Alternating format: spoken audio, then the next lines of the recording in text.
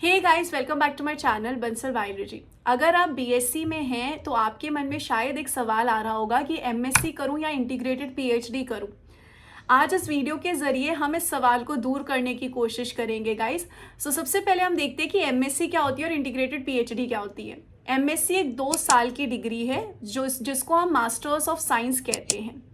ये डिग्री हम बीएससी के बाद करते हैं। वही इंटीग्रेटेड पीएचडी एक रिसर्च की डिग्री है जिसमें आपकी एमएससी प्लस पीएचडी की डिग्री होती है। इंटीग्रेटेड मतलब एमएससी प्लस पीएचडी को मिला दिया गया है।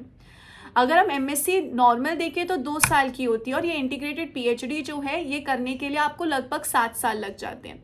तो जिन स्टूडेंट्स को रिसर्च में जाना होता है वो स्टूडेंट्स बेसिकली इंटीग्रेटेड पीएचडी को ऑप्ट करते हैं। अगर हम यहाँ पर एमएससी के लिए या इंटीग्रेटेड पीएचडी में अगर आपको जानना है तो इन दोनों के लिए ही बहुत सारे कॉम्पिटिटिव एग्जाम इंडिया में एग्जिस्ट करते हैं। जैसे एमएससी के लिए एग्जिस्ट करता है आईआईटी जैम, गैटबी, टीआईएफआर का एग्ज़ाम, सीयूईटी एग्ज़ाम। वहीं जो इंटीग्रेटेड पीएचडी है उसके लिए बहुत सारे इंस्टीट्यूट्स खुद के एग्जाम कंडक्ट करवाते हैं। इसके अलावा टीआईएफआर जो एग्जाम है वो भी है, गैटबी के थ्रू भी आपको एडमिशन मिलता है कुछ इंस्टीट्यूट में, आईआईटी जैम के थ्रू आपको एडमिशन मिलता है और बहुत सारे इंस्टीट्यूट्स ऐसे हैं जो आईआईटी जैम के स्कोर के थ्रू आपको इंटीग्रेटेड पीएचडी में एडमिशन देते हैं। अब यहाँ पर इंटीग्रेटेड पीएचडी और एमएससी दोनों के टाइम पर आपको स्टाइफंड मिल सकती है। जैसे कि एमएससी में अगर आप गैटबी एग्जाम को क्लियर करके एडमिशन लेते हो तो आपको 5000 रुपीज़ स्टाइफंड मिलता है पर मंथ एमएससी के स्टूडेंट्स को। वहीं अगर हम इंटीग्रेटेड पीएचडी में जाएं तो इंटीग्रेटेड पीएचडी में आपको पहले 2 साल जो कि आपके एमएससी के साल होते हैं उसमें आपको 12,000 से 16,000 रुपीज़ स्टाइफंड मिलता है और उसके बाद जो एक सीएसआईआर कैंडिडेट को पीएचडी करने के लिए स्टाइफंड मिलता है वही स्टाइफंड आपको यहाँ पर भी मिलता है। अब यहाँ पर एक तरफ है 2 साल आपकी और एक तरफ है 7 साल आपकी। एमएससी अगर आप करेंगे तो आपको उसमें कोई डर नहीं होता है। 2 साल की ही डिग्री आप करके कुछ और भी कर सकते हैं अगर आपका मन चाहे तो। पर इस तरफ आपके 7 साल हैं तो किस तरह चूज करें कि इंटीग्रेटेड पीएचडी करनी है या नहीं करनी। देखिए, सबसे पहले तो ये बात है कि अगर आप श्योर हैं कि आपको रिसर्च करनी है तो बात ये होती है कि एमएससी के बाद आपको सीएसआईआर क्लियर करना पड़ता है, फिर आपको किसी इंस्टीट्यूट में एडमिशन मिलता है जिसके थ्रू आपको स्टाइफंड मिलेगी। लेकिन इसमें आपका डायरेक्टली हो जाता है आपकी एमएससी हुई और एमएससी के बाद ही फिर आप कंटिन्यू कर सकते हो पीएचडी में और उसी इंस्टीट्यूट में हो जाती है। आप 2 साल से उस इंस्टीट्यूट को देखते हो। इंडिया के टॉप इंस्टीट्यूट में इंटीग्रेटेड पीएचडी फिलहाल प्रोवाइड की जाती है तो आप पहले से उस इंस्टीट्यूट को अच्छे से जानते हो। तो एक बहुत अच्छी बात हो जाती है कि पहले से आपको पता है, आपको बहुत सारी नॉलेज भी आ जाती है। अब अगर हम यहाँ पर एक बात देखें कि ज़्यादातर स्टूडेंट्स जो हैं वो इंटीग्रेटेड पीएचडी को इसलिए भी ऑप्ट कर लेते हैं क्योंकि इंटीग्रेटेड पीएचडी में आपको स्टाइफंड अच्छा मिल रहा है पहले साल से ही, that is 12,000 rupees per month मिल रहा है। इसलिए भी ऑप्ट कर लेते हैं।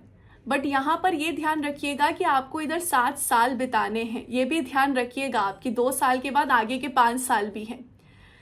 इसमें ये भी सीन होता है कि बहुत सारे इंस्टीट्यूट्स जो हैं वो एमएससी एग्जिट का ऑप्शन देते हैं, यानी कि आपने एक बार एमएससी कर ली, 2 साल आपके कंप्लीट हो गए तो आप छोड़ सकते हो वो इंस्टीट्यूट।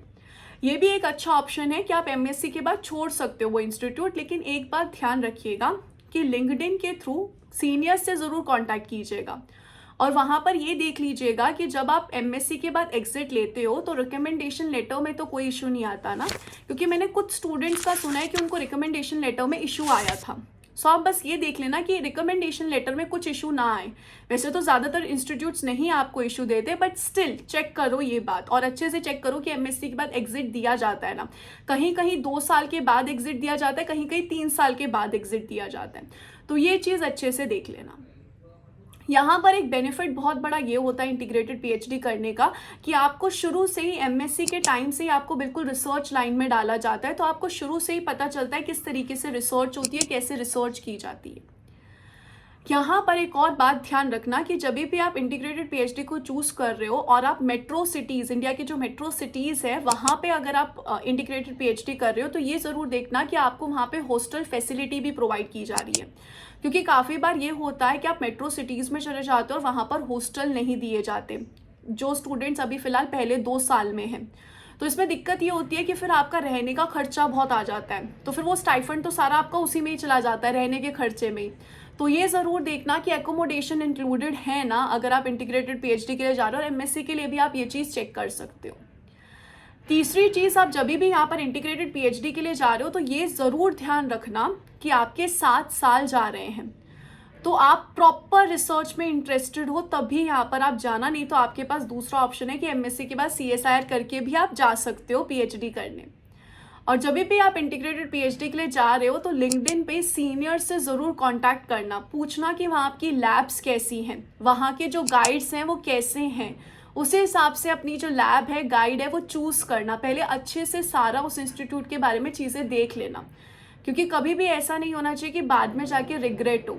सो इसलिए अच्छे से इंटीग्रेटेड PhD के लिए रिसर्च करना। आप लोग जिस पे आप इंस्टीट्यूट में जाने की सोच रहे हो उनके सारे प्रोफेसर्स के बारे में अच्छे से देखना, लैब्स के बारे में अच्छे से देखना, लिंक्डइन के थ्रू कॉन्टैक्ट्स करना, सीनियर से अच्छे से पूछना, हॉस्टल फैसिलिटीज़ भी देखना। सो अगर आपको प्रॉपर आप श्योर हो कि आपको रिसर्च में जाना है तो इंटीग्रेटेड PhD एक बहुत अच्छा ऑप्शन है, अगर आप पूरा श्योर हो तो।